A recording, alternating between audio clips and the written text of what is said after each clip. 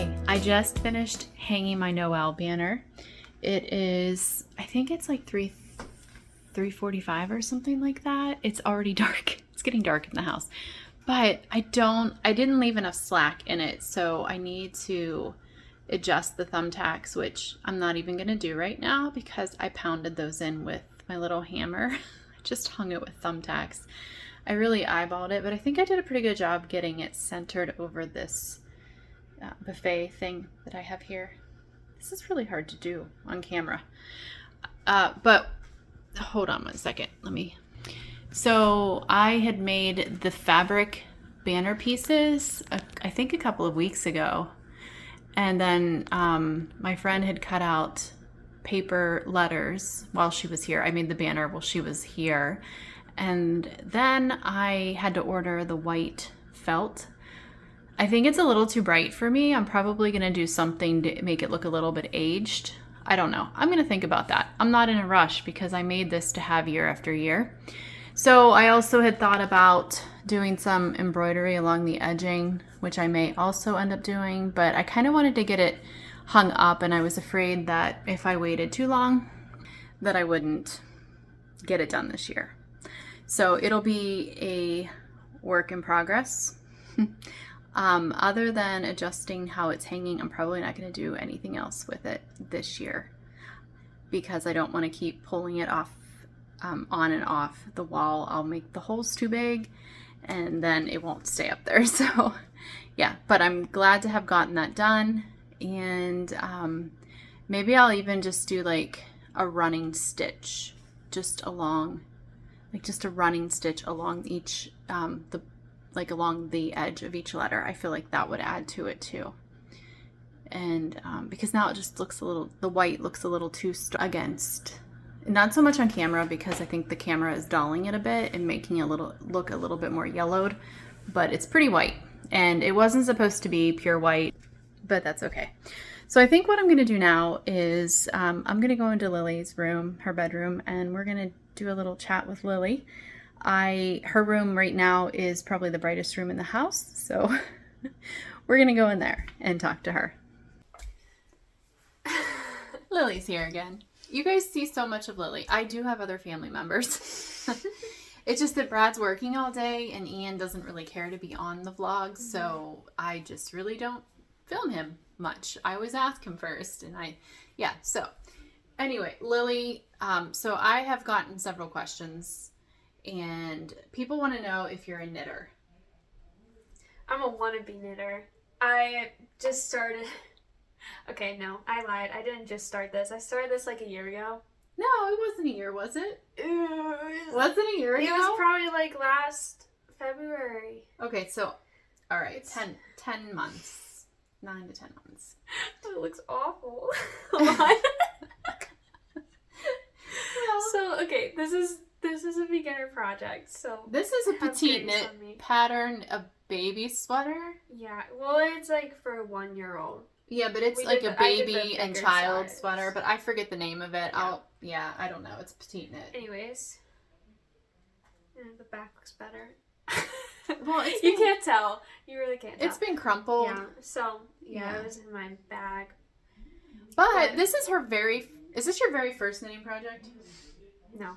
I bet they can hear Dad in the background. Okay. Let me go I'm going to pause. Or no, you keep talking. Can we just start over? No, we're not starting over. What am I going to talk about? You can talk about anything. I'm going to shut the door. Okay. Well, I don't know how to talk in front of a camera. Okay, I'm back. Brad's office is right across the hall from Lily's room. And the door was open. I'll just cut that out if it's really awkward. So, I feel like my stitches are okay. Like, I don't think it's awful. No, it's not awful. I think you have a loose gauge. Yeah. Because this is looking bigger than what it's supposed to. But that's okay. Yeah. Well, the neck is really looking giant. Like you still have to put the ribbing on. Yeah. Have you knitted anything else? Because I tried to teach you to knit a long time ago when you were little. Whenever I was little, I started knitting a scarf, and it was more like that. So I turned it into an apron. Oh no, that was crochet. No, that's knit. That happened with your knitting. I think that was knitting. Oh, because that happens a lot with crochet when you're learning to crochet, because it's Was it? hard to tell where the end and Was it the beginning crochet? is on your stitches. Knitting usually stays pretty consistent. I feel like that might have been. I think it was crochet. That one may have been, but I have. Yeah, you've have done like knit- some back and forth, just Yeah. knit stitch. Like I did like a cow. Yeah. Remember? It was navy blue. That was a long time ago, and There's a hat out in the entryway. Did you knit that hat? Or is that crochet? knit or crochet? I can't remember. I either. wear it frequently. Yeah. Because You it's know what? really I think chunky and warm. I think it is knitted. Is it knitted? Okay, so I you think did a so. hat. It was just really like chunky. So, but this pattern, the way this is done, she got a lot. You learned a lot, I feel like, because, you start with the shoulders, you knit them flat, and then you go down the back, or maybe you knit the back first and then the shoulders, and then you eventually join in the round. So she's learning, she did a lot of purling when she first started. Yeah, I think your stitches But for look my good. first project, I'm not upset with it. I think it's really No. I think it's good. Most people don't start with a sweater for their first project. It's taking me a really long time. Well, that's because you're I'm just not- multi-craftual. I know. I can't. Obviously. Okay, I so can't Lily's, stay what is your concentrated. biggest? So I said Lily's multi-craftual because she is. She does a little bit of everything. She goes where the wind takes her. Her mood dictates what craft she is currently working on. Yeah. Right now she's on an embroidery kick, Yeah. but that was following a very long show them. sewing project. I Or did this sewing yesterday. Here, I'll put it up.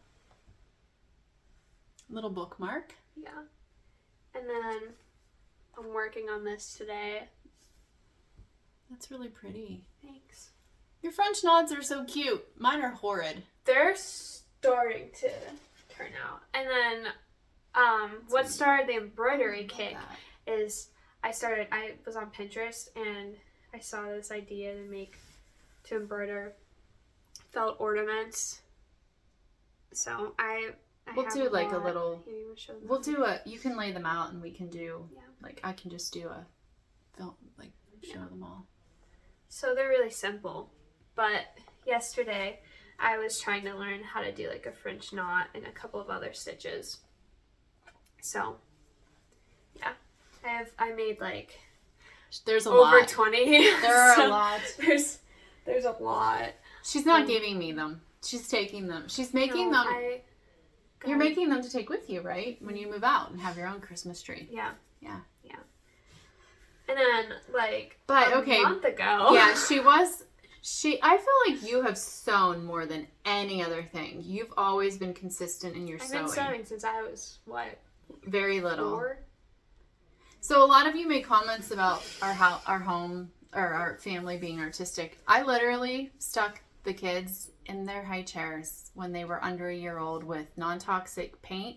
I would tape rolls, I would tape pieces of paper to their high chair, like the high chair. What's it called? Oh my gosh. I'm so far removed from those days. Yeah, like the tabletop portion of the high chair. And I would just squeeze little dabs, little bit of dabs of non-toxic paint, and I would let them start with finger painting. And then when they got a little bit older and they could hold a brush, I bought those big chunky brushes, and I would give them those. And so the only thing I said to Lily yesterday, the only thing that I never cared for as far as art supplies is I hated glitter. I've always hated glitter. She was looking for glitter yesterday. I'm like, I don't have glitter. For Christmas, for the ornaments we were doing. Yeah. I'm not a glitter person, but I've always let the kids do whatever kind of art stuff. They've taken art classes with artists. We've always done that. My grandfather was an oil painter, and he taught me how to paint. When I was in kindergarten, I have actually a painting here that I did with him.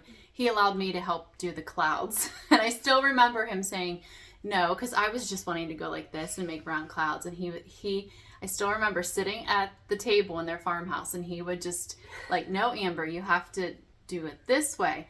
And so I was I did a lot of watercolor painting in high school, and I also did like drawing with graphite pencil. My husband did oil painting in high school. He doesn't unfortunately have time anymore to do much with anything artistic. He can still do it. He can, yeah. I just showed our paintings. Yeah, I did show our paintings. Yeah. But I guess it's just like we've always encouraged the kids. We're not a sports family at all. Ian played soccer for a little bit when he was little, for maybe like 4 years as like a little tot at the YMCA. But he's a musician, and Lily does all kinds of, like, she watercolor paints. You do all kinds of painting. You sew. Yeah, so. Yeah. So that may be why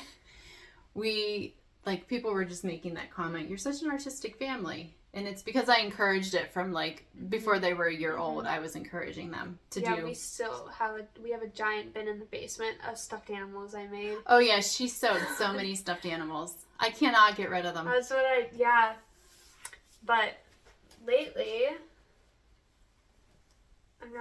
when did I make this? In the end of the summer, maybe? Yeah. It's a little tote bag. Yeah. I use this all the time. It has pockets on each side. The problem with me being a knitter is I don't like to follow patterns. Yeah. She doesn't. I am following the pattern, though, for this one. Yeah. But I have never been a pattern person. So I do a lot of, like, self-drafting for sewing. So, like, this one was a YouTube video, and I just kind of figured it out. And then I also made a vest and self-drafted that. But I'm trying to get her to make me a vest. I love this vest. Yeah, she self-drafts, and she's actually... She took one of my old prom dresses, completely deconstructed it, and turned it into a more updated looking... Like, you completely ripped that apart and basically just used the fabric, didn't you? And you it was a pretty green silk. It was green silk. I had worn it to, like, a Christmas dance or something when I was in high school. And what did you make that for? I wore it to a wedding. Oh, you wore it to a wedding. Okay. Dress. Yeah. So, I don't know. I like patterns. I like to have a pattern, and then I like to modify it, but she prefers to but you know what? There's knitters that do that, and they end up being designers because they just have to write down their notes. So maybe you could be a knitwear designer. You can design stuff.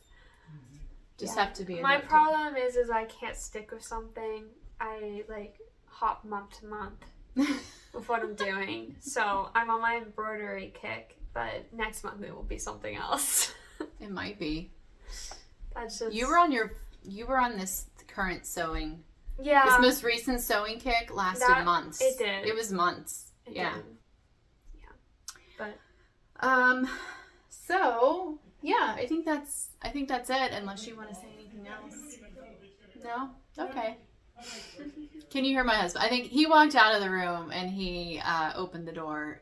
This is a battle all day long, but he brings home the bacon, so I'm thankful for that. Okay, we're gonna wrap it up. So, there, he just shut the door before you heard me talking. All right, thanks, Lily. Thanks for doing an interview with me.